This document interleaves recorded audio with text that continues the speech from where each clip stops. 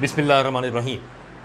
Viewers अस्सलाम वालेकुम। आज एक नया sequel CV1।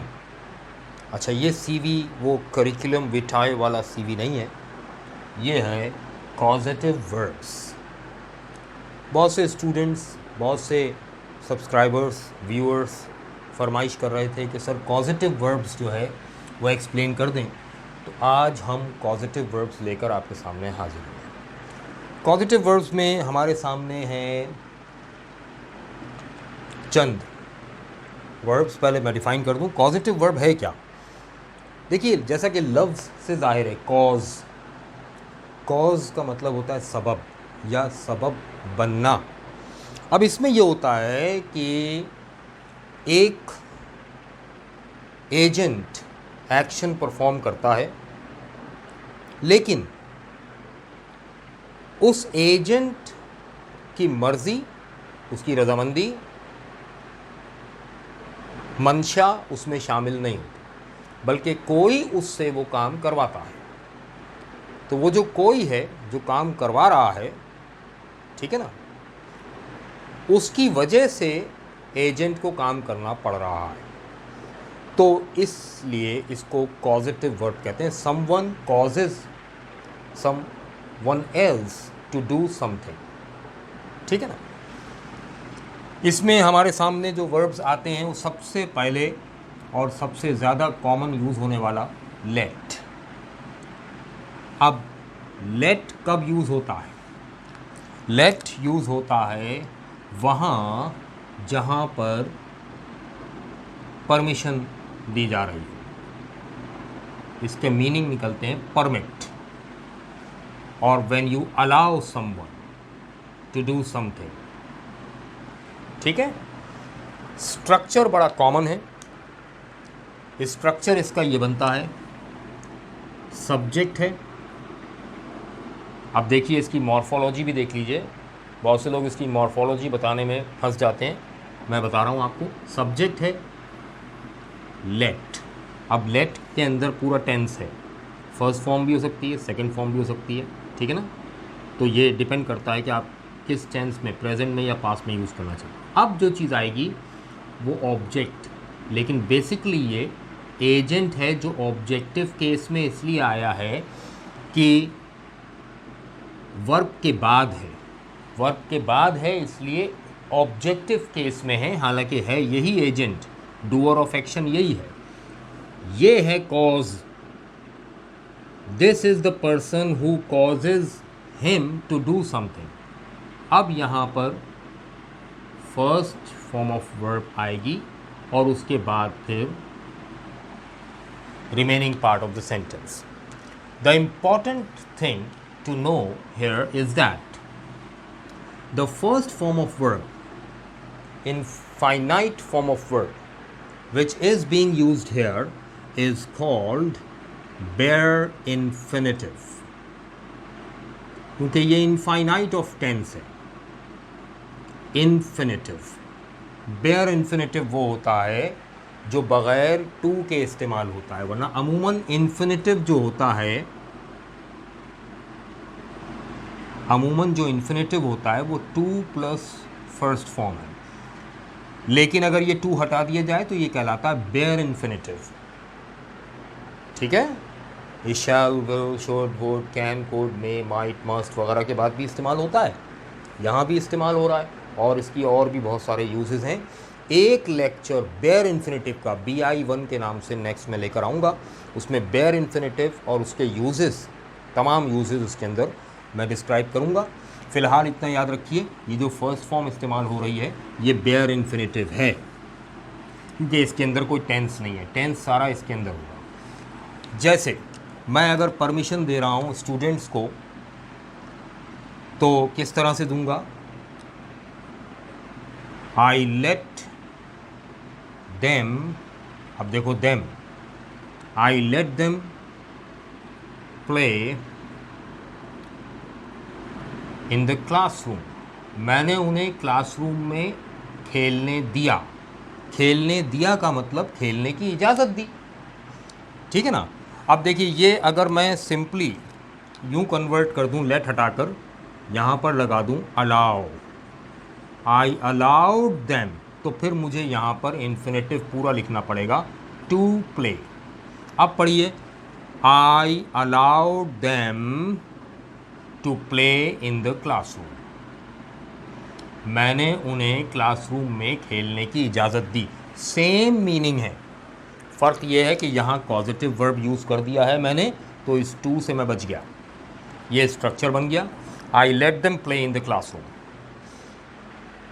He will not let me go, he will not let me go anywhere, वो मुझे कहीं नहीं जाने देगा।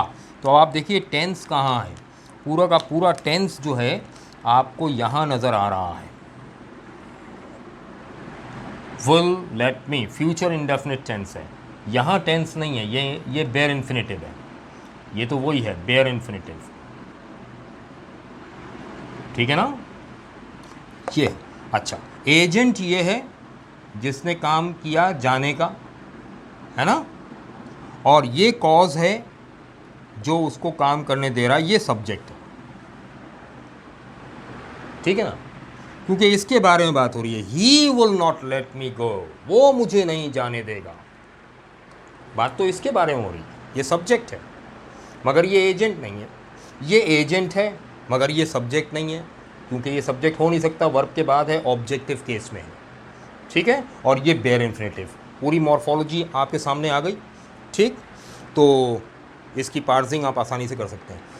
अच्छा जी अभी एक और मसला भी है, वो मैं यहाँ रोक रहा हूँ, वो क्या है, कॉजेटिव वर्ब्स इस्तेमाल तो आप कर रहे हैं लेकिन ये एक्टिव वॉइस है। अब कॉजेटिव वर्ब्स के पैसिव वॉइस कैसे बनेंगे, तो लोग ज़बरदस्ती यहाँ करने की कोशिश करते हैं, है ना, कि आई लेट देम को कर दो, दे वर लेट बाय मी। नहीं भाई, टेक्निक है, वर्डिंग चेंज हो जाती है पूरी, वो मैं अलग से लेक्चर के अंदर बताऊंगा, इसीलिए ये CV1 है। नेक्स्ट लेक्चर आएगा CV2 जो पॉजिटिव के पैसिव वॉइस की बात करेगा। यहाँ हम सिर्फ एक्टिव वॉइस को डिस्कस कर रहे हैं। लेट समझ में आ गया होगा मेरा ख्याल है, कि जिसमें परमिशन दी जा रही है, ठीक है। अच्छा, जैसे मैं कहूँ लेट मी गो, मुझे जाने दो, लेट मी टीच, मुझे पढ़ाने दो, they will not let me teach, वो मुझे पढ़ाने नहीं देंगे, ठीक है ना। तो यूँ फ्यूचर में भी आ सकता है, पास में भी आ सकता है, प्रेजेंट में भी आ सकता है। अब देखिए मैं सेकंड पॉजिटिव वर्ब लेकर आता हूँ आपके सामने, जो बहुत कॉमनली यूज़ होता है, मेक। मेक की बात करते हैं। मेक कहाँ यूज़ होता है, मेक यूज़ होता है वहाँ जहाँ पर आप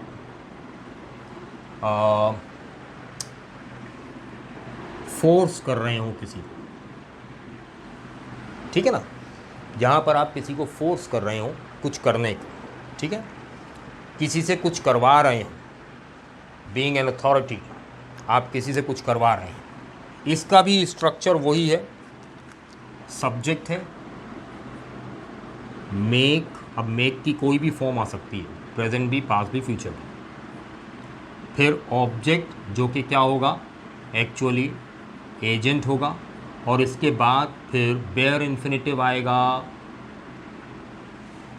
बेयर इन्फिनेटिव आएगा, टू नहीं आता इसमें। जैसे मैं यूँ कहूँ, the teacher made us clean the classroom.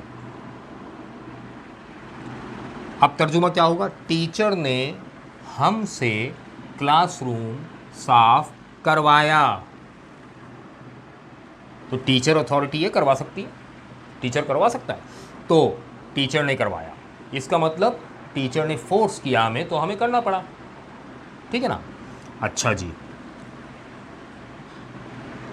अब देखिए एक और चीज़, ही मेड मी लाफ, उसने मुझे हंसाया या मुझे उस पर हंसी आ गई।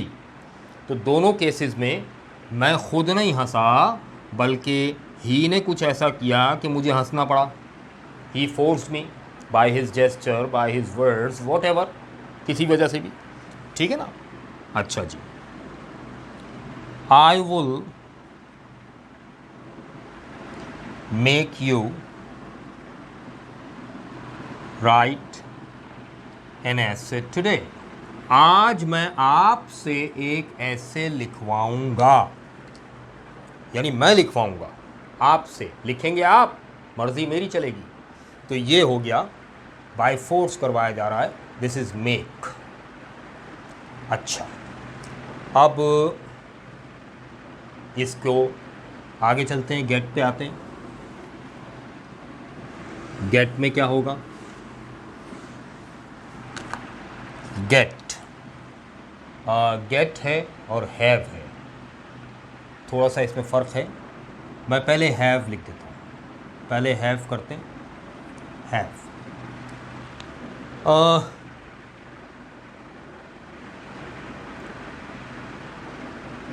हैव और हैव यूज़ कहाँ होता है? जहाँ पर आप किसी को ऑथोराइज कर रहे हैं, यानी उसे इख्तियार दे रहे हैं, या फिर किसी को जिम्मेदारी दे रहे हैं, गिव रिस्पॉन्सिबिलिटी।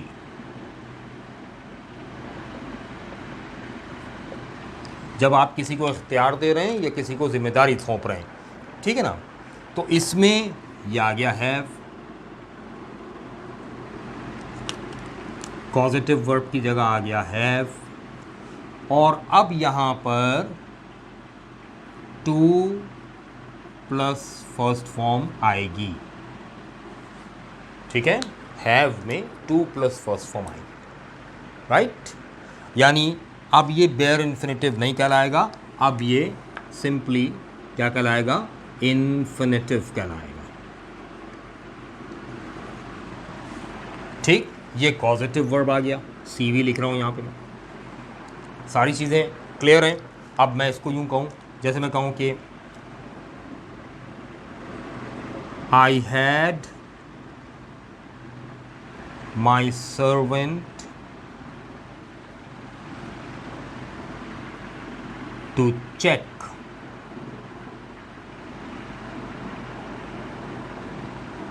द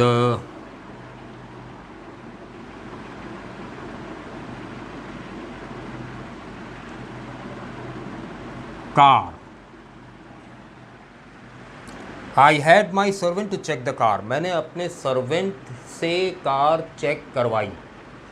अब कार को चेक करने का काम मैंने सौंप दिया अपने मुलाजिम को, तो ये मैंने ऑथराइज किया उसे, या फिर मैं कहूँ मैंने उसे जिम्मेदारी सौंपी, ठीक है। She had the gardener to water the plants.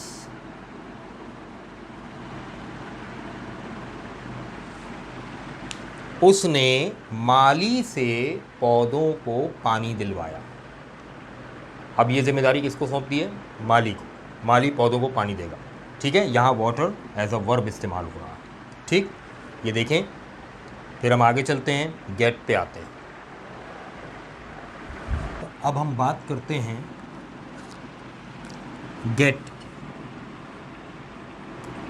Gate इस्तेमाल होगा वहाँ जहाँ पर हम किसी को कन्विंस कर रहे हैं कुछ करने पर, या परसुएड कर रहे हैं। अच्छा, एक और चीज़ भी, या ट्रिक कर रहे हैं, यानी किसी को मना रहे हैं, किसी बात पर रजामंद कर रहे हैं, तैयार कर रहे हैं उसे, या उसे पटा रहे हैं, तो ये है गेट। स्ट्रक्चर इसका भी वो ये जो हैव का था, कि ये सब्जेक्ट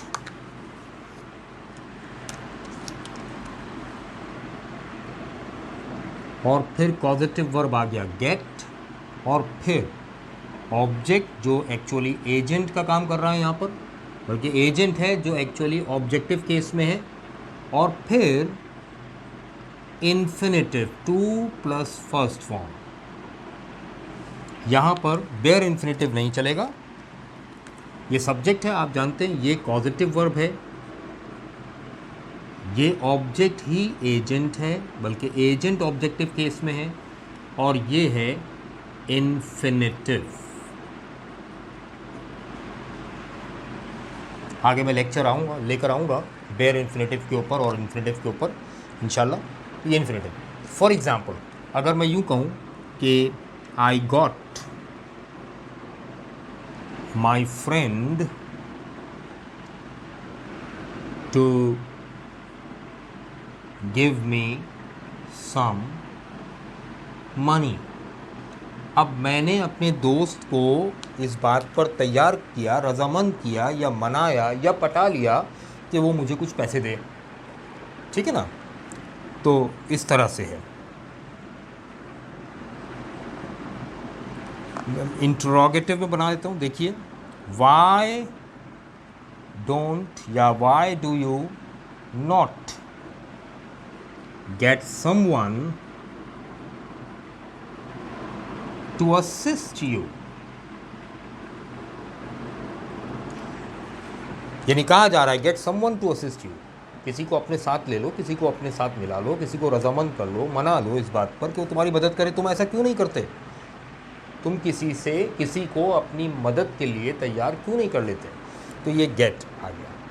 अच्छा, गेट के बाद अब एक आखिरी है हमारे पास, और वो है हेल्प। और नाम से जाहिर है हेल्प मदद करने को कहते हैं, तो इतनी डिटेल में नहीं जाना पड़ेगा हमें, आसान है ये बहुत ही। हाँ, इसमें एक झगड़ा है, वो अभी निपटा देते हैं। हेल्प जो है ये असिस्ट के लिए आता है, मदद के लिए, गेट असिस्टेंस, है ना? मैं यूँ कहूँ अगर, टू गेट असिस्टेंस यानी मदद लेना। अब कैसे मदद लेना? जैसे देखिए, अच्छा स्ट्रक्चर क्या होगा, यहाँ पर गेट की जगह आ जाएगा हेल्प,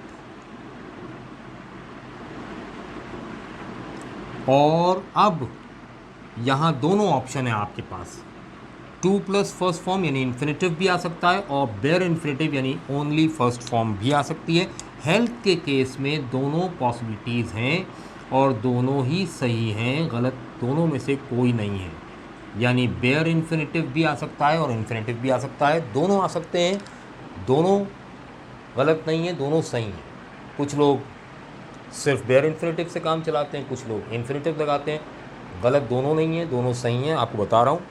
तो सेंटेंस करेक्शन वगैरह में अगर आ जाए तो ऐसा मत कर दीजिएगा कि यहाँ बेयर इन्फिनेटिव लगा हुआ है, यहाँ पे टू ऐड कर दो, या यहाँ टू लगा हुआ है काट दो, ऐसा नहीं है, दोनों सही हैं। जैसे मैं यूँ कहूँ कि he helped me lift the suitcase, और टू लिफ्ट द सूटकेस, दोनों सही हैं। उसने मेरी मदद की सूटकेस उठाने में, या उसने मेरे साथ मिलकर सूटकेस उठवाया। ठीक है ना? तो ये इस तरह से बनेगा, I will help you complete और टू कंप्लीट, दोनों ऑप्शन है, दोनों ऑप्शन है, कंप्लीट और to complete your homework. Homework यानी स्कूल का काम जो घर में दिया जाता है करने को, हाउस वर्क नहीं कह रहा, होमवर्क कह रहा हूँ। आई will help you complete your homework, मैं तुम्हारा होमवर्क कंप्लीट करवाऊँगा, यानी मैं तुम्हारी हेल्प करूँगा, दोनों मिल के करेंगे। तो ये जनाब हेल्प हो गया। इस तरह से हमारे ये कॉजेटिव वर्ब हो गए हैं कंप्लीट। और आज का लेक्चर यहाँ कंप्लीट हुआ, लेकिन एक छोटी सी बात मैं करता चलूँ जनाबे वाला। कल के लेक्चर में, प्रीवियस लेक्चर में, मैंने जहाँ बात की थी आर्टिकल्स की, वहाँ एक ज़िक्र आया था हिंदू कश पहाड़ी सिलसिले का, हिंदू कश। अब इसमें झगड़ा था कि हिंदू कश है या कुश है। मैंने एक किताब में पढ़ा था कि ये हिंदू कश है, और कश का मतलब है खींचना, कशिश करना। तो ये अफ़गानिस्तान से ये पहाड़ी सिलसिला हिंदुस्तान की तरफ खींचा चला आ रहा है, इसलिए इसे हिंदू कश कहते हैं। लेकिन इत्तेफाक की बात है कि मैंने एक और जगह पढ़ा तो वहाँ हैरतअंगेज़ तौर पर बड़े सॉलिड ऑथेंटिक रेफरेंस के साथ लिखा था कि ये हिंदू कुश है, और कुश का मतलब होता है किलर, मारने वाला। तो हिंदू कुश क्यों है? इब्ने बतूता की किताब है और उसमें ये लिखा है कि इसे हिंदू कुश क्यों कहते हैं, क्योंकि सदियों पहले ज़माने कदीम में हिंदुस्तान से शुमाली ममालिक, मंगोलिया और इस तरह के ममालिक जो थे, मंगोल कौमें जो थी, वो हिंदुस्तान आते थे और हिंदुस्तान से नौजवानों को और बच्चों को ख़रीद कर या ज़बरदस्ती ले जाते थे अपने साथ सैकड़ों हज़ारों की तादाद में, और उन्हें ग़ुलाम बनाकर बेचते थे। तो ये स्लेव ट्रेड, जिसकी हमें मिसाल अमेरिका में भी मिलती है, during 1861 to and 1864 slave trade के अगेंस्ट वॉर हुई अब्राहम लिंकन के दौर हुकूमत में, तो वही स्लेव ट्रेड यहाँ भी होती थी। तो ग़ुलामों को रस्सियों और ज़ंजीरों से बांधकर जब ले जाया जाता था यहाँ से, हिंदुस्तान से शुमाल की जानिब, तो ये पहाड़ी सिलसिला था जहाँ से गुज़रना पड़ता था, और यहाँ गर्मी की शिद्दत और भूख और प्यास की इंतहा उन्हें बर्दाश्त नहीं हो पाती थी, और बहुत से हिंदू ग़ुलाम वहाँ रास्ते में ही दम तोड़ दिया करते थे, मर जाया करते थे सिसक कर। लिहाजा इस पहाड़ी सिलसिले का नाम उस हवाले से हिंदू कुश यानी द किलर ऑफ हिंदूज़ रख दिया गया। तो ये जनाब इसकी तारीख़ यूँ भी मिलती है हमें, तो हमारे लिए दोनों एक्सेप्टेबल हैं, दोनों हवाले हमारे पास तारीख़ में हैं, लिहाजा हम हिंदू कुश और हिंदू कश दोनों कह सकते हैं। लेकिन मेरा ख़्याल है हमें करेक्शन करनी चाहिए इस तरह से कि इब्ने बतूता ज़्यादा ऑथेंटिक रेफरेंस है और हिंदू कुश कहें तो ज़्यादा बेहतर होगा, वो ज़्यादा मुस्तनद हवाला है हमारे पास। ये मैंने एक करेक्शन अपनी भी कर ली और आपकी भी कर दी। मैं नहीं चाहता कि मेरी तरफ से कोई ऐसी बात आप तक पहुँचे जो बाद में पता चले कि ये गलत था, सर ने हमें गलत बता दिया।